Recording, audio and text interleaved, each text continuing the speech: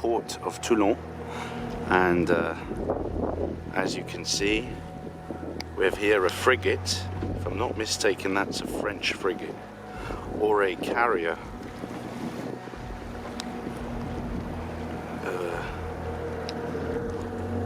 I think you call it a carrier.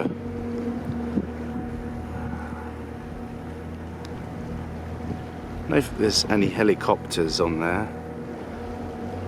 I don't think it's, no, it's not big enough. And yes, helicopters can land on that frigate. So I believe that's a frigate. But this is the port, the arsenal, right there, and facing me is the port of the French Navy. You've got all the military vessels there. And the color is grey. So you can see you've got there a French Navy vessel. You've got plenty more there. There's a whole bunch of them there. There's another one there. That's huge. That one is called Expolosion. Now, I don't know if that is a carrier. I'm not really sure.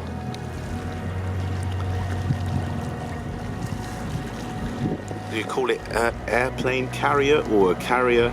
Not really sure. But I know that they have these types of vessels where the planes can land, porte-avions. And there, in the distance, there's another one. That looks like a porte-avions. It's quite large. I could be mistaken, but it does look like a porte-avions.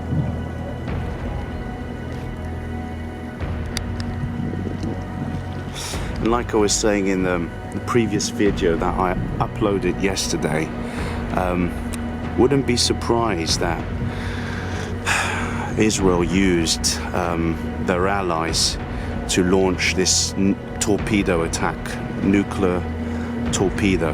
Now, of course, I don't have any proof of this, but it's just speculation, and I'm careful to weigh my words. But yeah, I mean, I've been looking some footage of nuclear torpedoes, attacks of nuclear torpedoes, and the explosion is very significant and is reminiscent of what happened in Beirut.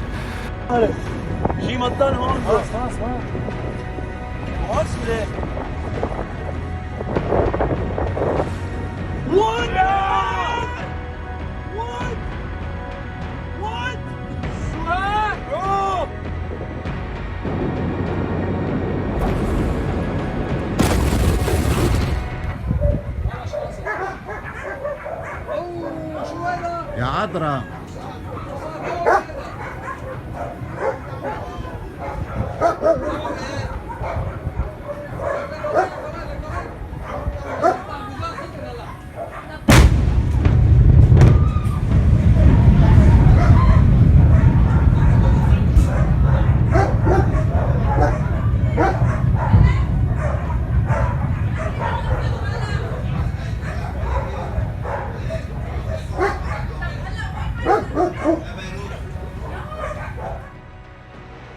Projecting influence and power.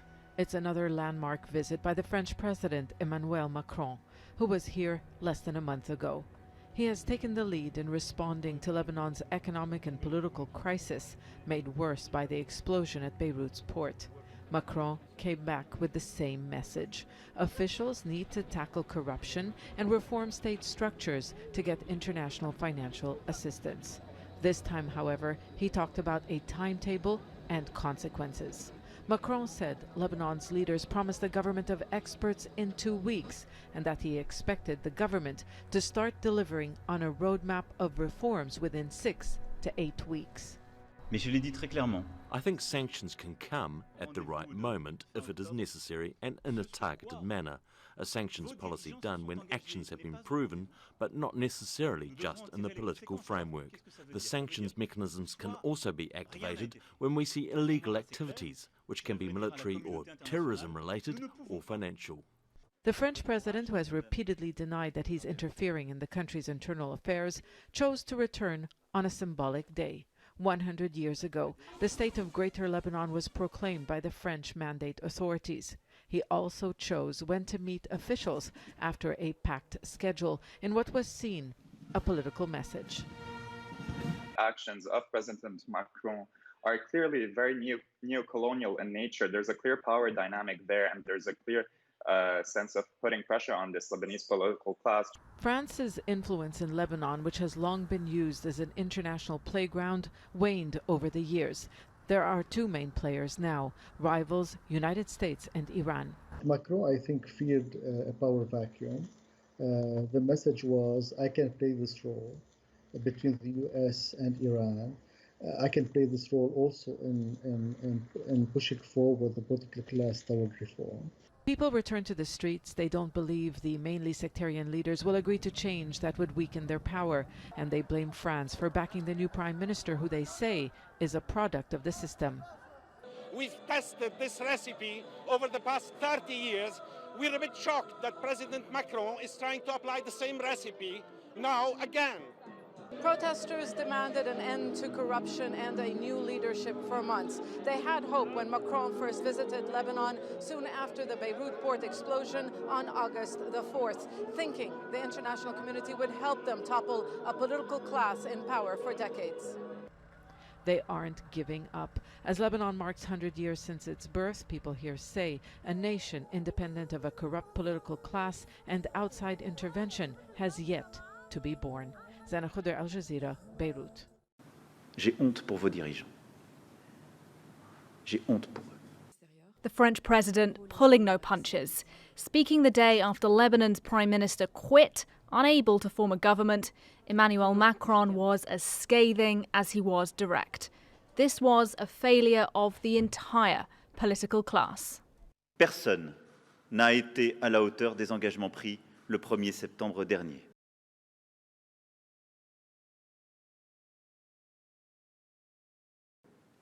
Tous ont fait le pari du pire dans le seul but de se sauver eux-mêmes, de sauver les intérêts de leur famille, de leur clan. Je décide donc de prendre acte de cette trahison collective. Ils en portent l'entière responsabilité. Macron, though, saved his greatest anger for Hezbollah, the party's determination to wield influence at the finance ministry, a major reason behind the collapse of talks. Le Hezbollah ne peut, en même temps, être une armée en guerre contre Israël, une milice déchaînée contre les civils en Syrie et un parti respectable au Liban. France's frustrations are evident, but with his roadmap for Lebanon ending abruptly in failure, Macron hasn't offered up an alternative strategy yet. He says sanctions aren't an option, for now at least. Instead, all he's confirmed is to discuss the way forward with international partners, notably not Lebanese ones, and to hold an international aid conference by the end of October. So I've stumbled on a very interesting article from the New York Times, and this is dated the 1st of September 2020. This basically summarizes what has been said in those videos that you've just seen. And knowing about Macron's past background is essential in understanding the geopolitics of Lebanon, Israel, Syria, what's happening in the Middle East. You have to know that Macron was an ex-employee of the Rothschilds, and obviously this president has been placed by the Zionists, by the Jews, in order to subvert and subjugate the French people as well as other nations such as Lebanon. Knowing that Lebanon had a history with France, And this history is a long history. It dates back to the Napoleonic era, as well as even back to the Middle Ages. However, what's important about Lebanon, you have to understand that Lebanon has a Christian heritage and a strong Christian heritage. But when I say Christian heritage, it's more of a Catholic heritage. And what's important in all of this is we have to understand there is a war of religion that is being waged in the Middle East, but a war of religion of who will ultimately be called elect. And the Roman Catholic Church has an agenda. I do not downplay the agenda of the Vatican. Obviously, they are in cahoots with the State of Israel, with world Jewry. But you have to understand, it goes back to the Middle Ages when the Roman Catholic Church persecuted Jewish ghettos. And this is undeniable fact. Why? Because this was a curse that Israel brought on itself due to the murder of Jesus Christ, the murder of God incarnate in the flesh, of the temple, not of the spirit. So in understanding why the Jews have still inherited this this dark curse that they brought on themselves when they said, let his blood be on our heads and on our children, this still stands even today. But you have to understand all of this geopolitics that is being played in the Middle East is ultimately to bring about the Messiah, that is the Messiah of the Jews, of especially the rabbis, as they are misleading the people of Israel with this satanic religion. So people like Macron is furthering the interests of that religion, of that hypocritical nation called Israel. I'm not going to get too bogged down in this profound topic, but I just want to share to you this article here, and you will see how this ties with all of these different players, these very important financial players that are going to shape the future of Lebanon. Now, in this article, it says, President Emmanuel Macron of France met with representatives of Lebanon's political factions. Now, you have to know the Hezbollah is very important in this, in these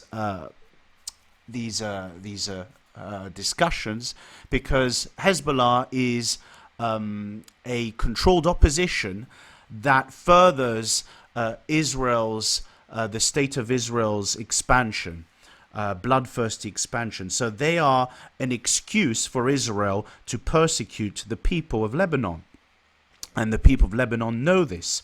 So it says, urging them to back an overhaul of government and measures to curb pervasive corruption. Okay?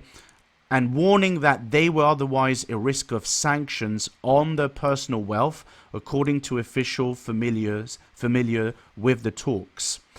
Mr. Macron's visit this week in his second since a blast tore through parts of Beirut on August 4, killing more than 100 people, and I'm sure the numbers are downplayed, wounding 6,000 and causing an estimated 8 billion in damage. That is huge.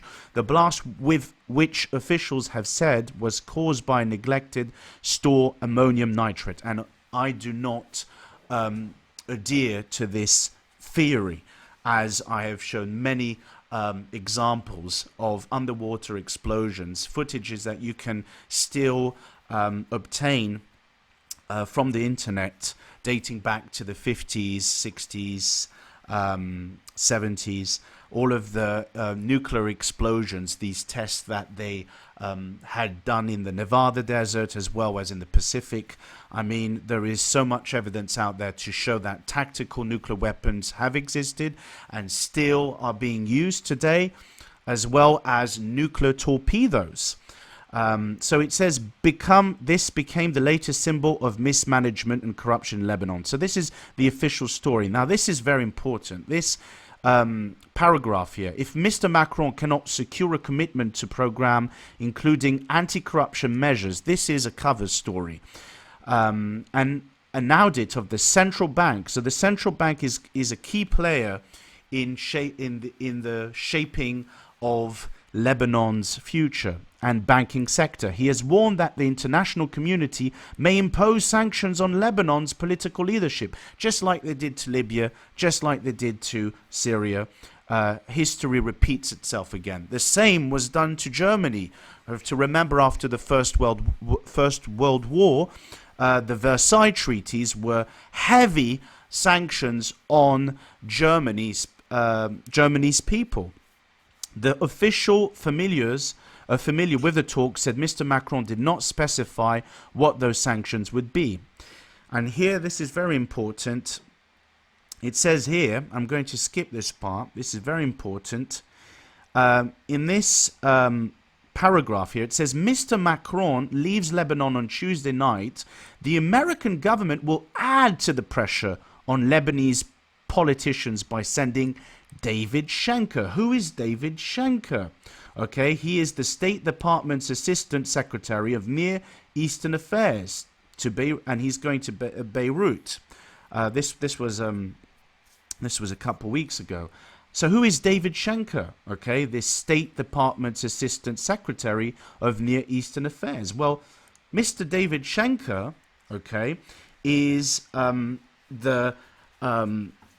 of the counselors, okay, for the Eastern Affairs to President Donald Trump. Isn't that interesting? And it also says that he was nominated on April the 9th as the head of bureau. Okay, he was the head of the Bureau of Near Eastern Affairs in the State Department. Okay, so this includes policies, diplomatic relations with Algeria, Bahrain, Egypt, Iran, Iraq, Israel, Jordan, Kuwait, Lebanon. I mean, there's a whole list of Middle Eastern countries here, and many of which have been left desolate due to the US being implicated in the Middle East by waging war to these countries. So it says, very interestingly enough, so Macron calls for the aid of this man, and this man, obviously, Schenker was born in 1968 to mother Linda and father Michael Schenker, both Jewish. Okay, so again, you have to understand these geopolitics. These players are very essential in shaping the future of the Middle East. And I go back to the famous protocol 4 of the Protocols of Zion. It's Protocol 6. And it says here, I think it's 4 or 6, I'm not quite sure. But as you can see here, it specifically states in Protocol 6 or 4, intensified military service and the increase of police force are essential to complete the above-mentioned plans. Okay, so it has a financial implications. It is essential for us to arrange that besides ourselves, there should be in all countries nothing but a huge proletariat, so many soldiers and police loyal to our cause. That's why we have NATO being loyal to the cause of Zionism, of world Jewry, as well as the US military and other countries such as Great Britain and France. In the whole of Europe and with the help of Europe, we must promote on other continents sedition, dissension and mutual hostility. This basically is exactly what we have seen in Lebanon with all of this this dissension, this uprising. The country is in a state of civil war, is heading to civil war, but is already in this state, this spiritual state of dissension. In this, there is a twofold advantage. Firstly, by these means, we command the respect of all countries. We command the respect of all countries, okay, who well know that we have the power to create upheaval. So, you see, the world knows that Judaism has conceived ideologies such as Bolshevism, okay, Marxism. They understand the power, this destructive power of this sect, at will, or else to restore order. Hence the motto of the Freemasons, order out of chaos. And Freemasonry is a front for Judaism. All countries are used to look to us for the necessary pressure when such is required. Secondly, by intrigues we shall entangle all threads spun by us in the ministries of all governments.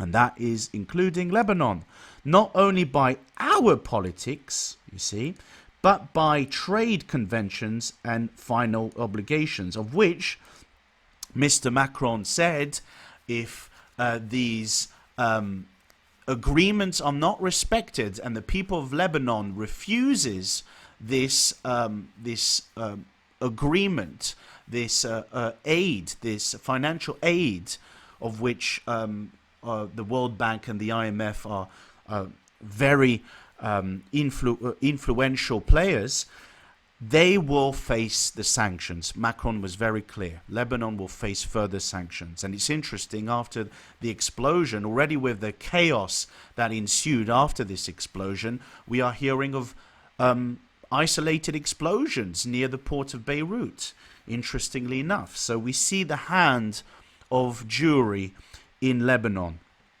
In order to obtain these ends, we must, so the end justifies the means.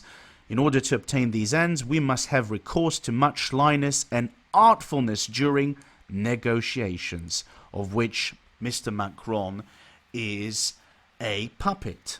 And agreements, but in what is called official language. So this is language of politics, okay? We shall assume the opposite tactics of appearing honest and amenable, okay?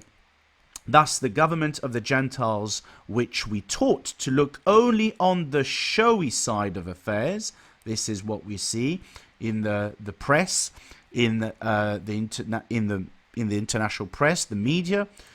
As we present these to them, we will even look upon us as benefactors and saviors of humanity. This is constantly being preached on the airwaves, that Israel is the chosen, the elect, and anyone that is in disagreement and that is calling out the dishonest treatment of, for instance, the Palestinians or other nations, they are branded as anti-Semitic. So I just wanted to share that.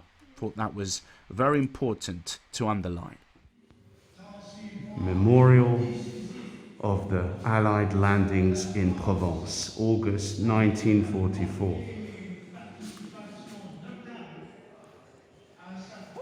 August 1944, Memorial of the Allied landings in Provence.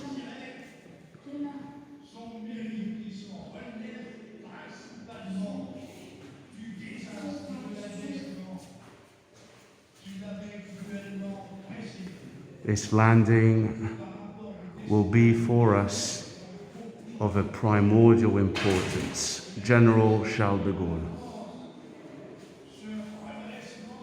This is D. Eisenhower. Nothing has helped us much than having consumed the defeat, the total annihilation of the enemy.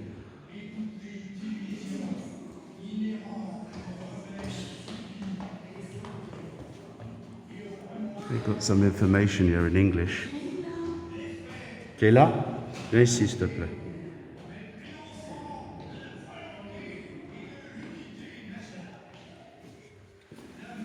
Tu es là, s'il te plaît, comporte-toi bien. Tu es là? Tu es là? Tu es là?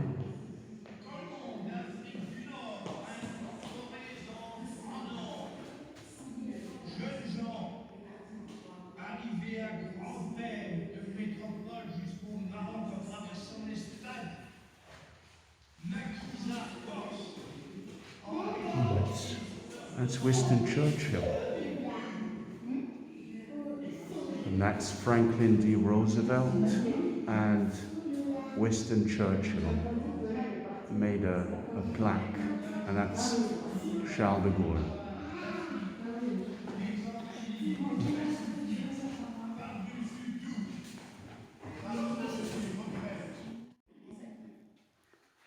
This was the supposed propaganda of the Germans against the Judeo-Masonry nations. That's what it's written on this panel. Avec le ralliement de l'Empire français au camp allié et le sabordage de la flotte à Toulon, Vichy perd ses dernières places auprès des forces de la nation. L'invasion de la zone sud montre que les Alliés sont maintenant sur la défensive. So it says here, in both camps and for the first time in war, radio broadcast and printed leaflets played a particular important role in circulating propaganda, reaching... La campagne de reconquête de la Tunisie met en valeur la supériorité des forces de la Tunisie. And then it says, Les soldats britanniques et argentins from the BBC studios in London, General de Gaulle became known to the French people for his appeals to continue fighting. For the first time, for such broadcast was made on 18th of June 1940. A war on the airwaves was subsequently waged between the British Broadcasting Corporation and broadcasters controlled by the Vichy government, which were allied with Hitler's government. Or collaborators such as Radio Paris, hence the slogan broadcast by the BBC, Radio Paris ment. Radio Paris lies, basically. Paris lies. Radio Paris lies. Huge quantities of leaflets were dropped by planes, notably by American B-70s. And it says, Germany and Italy developed the propaganda as soon as Hitler and Mussolini seized power. The British and Americans countered this when they joined the war. The nature and subject of the propaganda varied from one country to another because this was also a war of moral values, because the world was controlled by world Jewry, Judeo-Masonry. The Allies called on people to resist in the name of democracy and provided information about military progress. Marshal Pétain's government highlighted the cult of a head of state defending public order and fighting the spread of Republican values. It focused on the fight against communism. How ironic, because they supported the Russians, the Bolshevik regime, promoted anti-Semitism and railed against the action being taken by the Allies. So there's a resume. And there you see the all-seeing eye. A well-known Freemasonic symbol.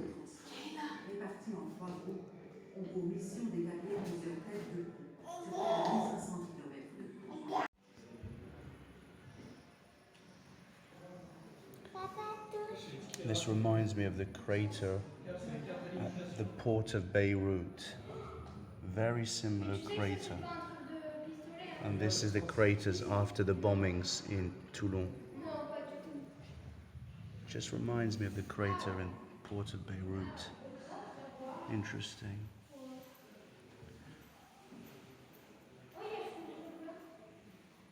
In the port of Beirut. They got a couple of ferries there. Et là, tu restes ici. Yeah. Anyways.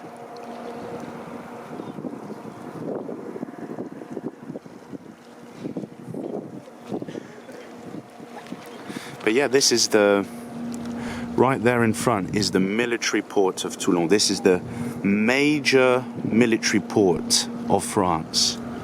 This is where even they have nuclear submarines, apparently. So, yeah, this is a very strategic location, an important location, and just reminds me of Pearl Harbor. You know, when the Second World War, Japan had attacked the port of Pearl Harbor. So this would be a very important location to attack if you were the adversary.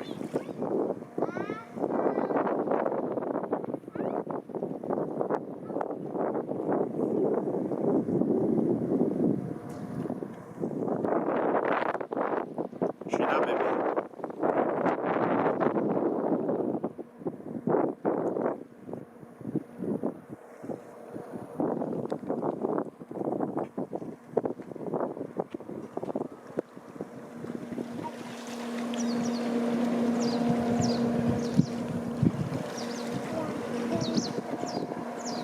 T'as vu les bateaux, chérie?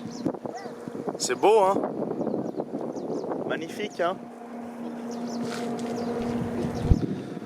This is the porte-avions Charles de Gaulle. So they do have carriers, airplane carriers. There it says porte-avions Charles de Gaulle. So probably it was the one that I was filming, which was there, not too far away. That's the one.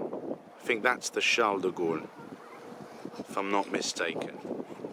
Yeah, that's the one.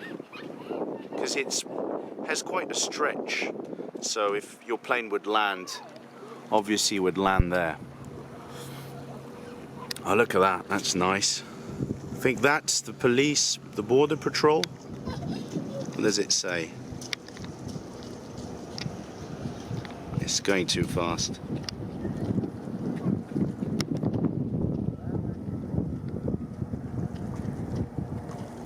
Says, I think it's the National Guard. Could be the National Guard, I'm not sure. Amazing. Okay, so this is Caleb from God is Walking on Water channel, and I'm signing out. May Yeshua bless you. So we're here with the children, and apparently from here is a beautiful view, excellent view. So we're not yet at the top of Mount Faron, but this is the area where they have a memorial museum for the Americans that came on the beaches of Toulon on D-Day. So we're going to check the view out here when they embarked. So look at that, breathtaking.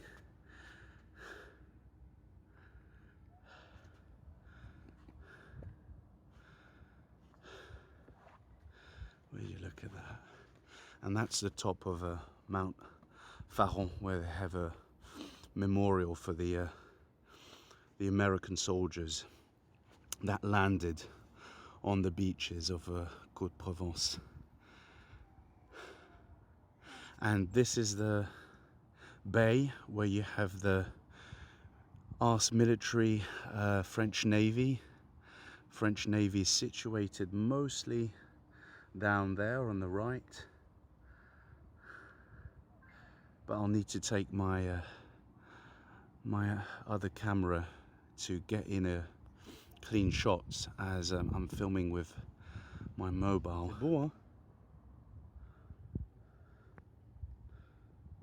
This is amazing. Hey, Isaac. This is the Mediterranean Sea.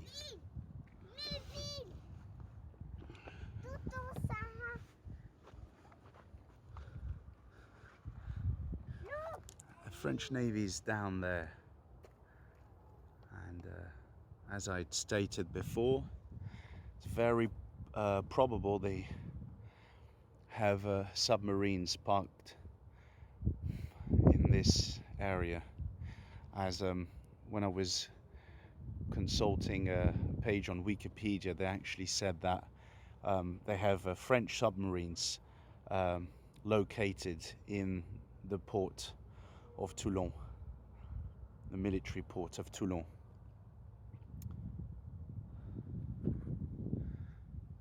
This is beautiful. Wow, breathtaking. Thank you, Jesus. Ça fait du coup combien de temps que vous vivez à Montpellier? Ça fait 6 ans, oui, ça fait 6 ans et demi. Wow, d'accord. Ah, c'était bien avant que les gilets jaunes aient commencé. Oui, oui, oui. Ah, bah, vous avez eu raison. Vous êtes parti à temps? Oui. Oh, bah, il y en avait aussi pas mal dans la région, hein.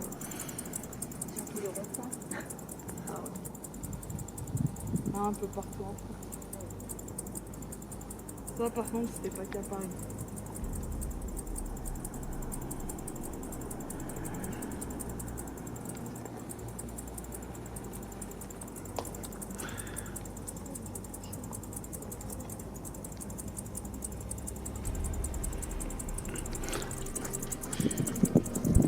Mon fils refait sa grimace préférée. Ah oui? Comment tu fais la grimace? Comment tu fais la grimace?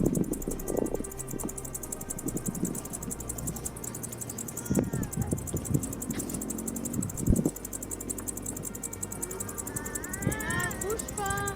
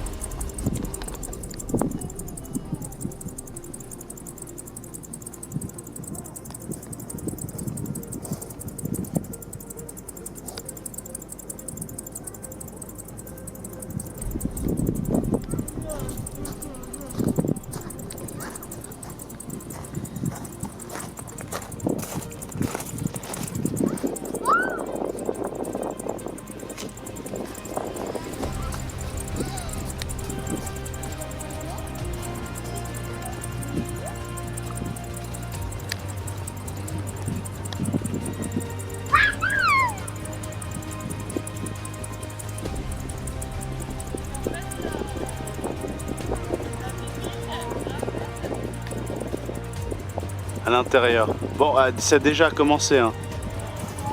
Wonder what's that? Maybe that's where they keep the submarines. Yeah. Ah, probably that's where they keep the submarines. C'est peut-être là qu'ils ont les sous-marins. Ouais, je viens de voir. T'as vu ces gros comme pyramides, forme de pyramide là? Ça doit être là. Où il est parc. C'est comme un mini tunnel. Probablement. Non, regarde, reviens voir dans la caméra. Regarde. Tu vois, il y a des bâtiments là, et puis après, regarde, je vais là. Regarde, t'as vu? Regarde, là? Ouais, les deux là, et tout ça. T'as vu tout ça? Tu vois, les formes pyramidales là, comme ça. Attends, filme, je verrai après. Là, avec c'est fort possible. Je crois que je vois à peu près où very probable that's where the submarines, the French submarines are located. Very probable. And of course, I don't have that confirmation. I would need to get that confirmation from a general, French general.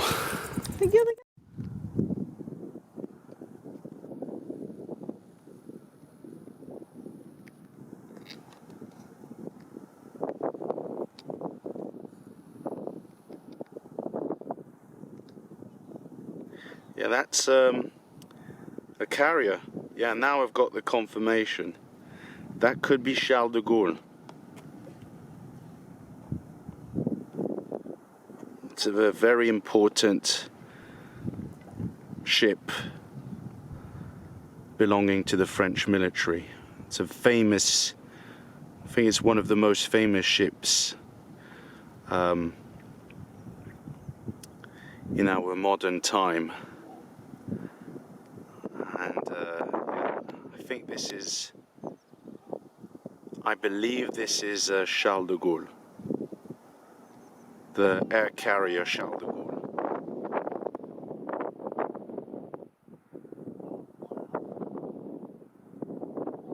See that? Amazing. So this is a carrier that helps all the wars for the interest of the Zionist bankers, for world Jewry. Yeah. It's not really about national defense. It's in this generation, it's more about in the interest of Judaism. Let's see, what's that? That's a smaller, light military vessel,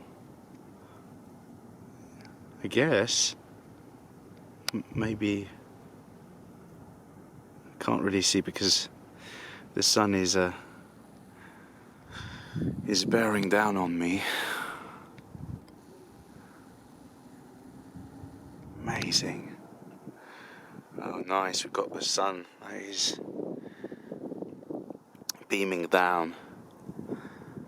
It's nice to have the sun beam down. We've just had some quite intense storms.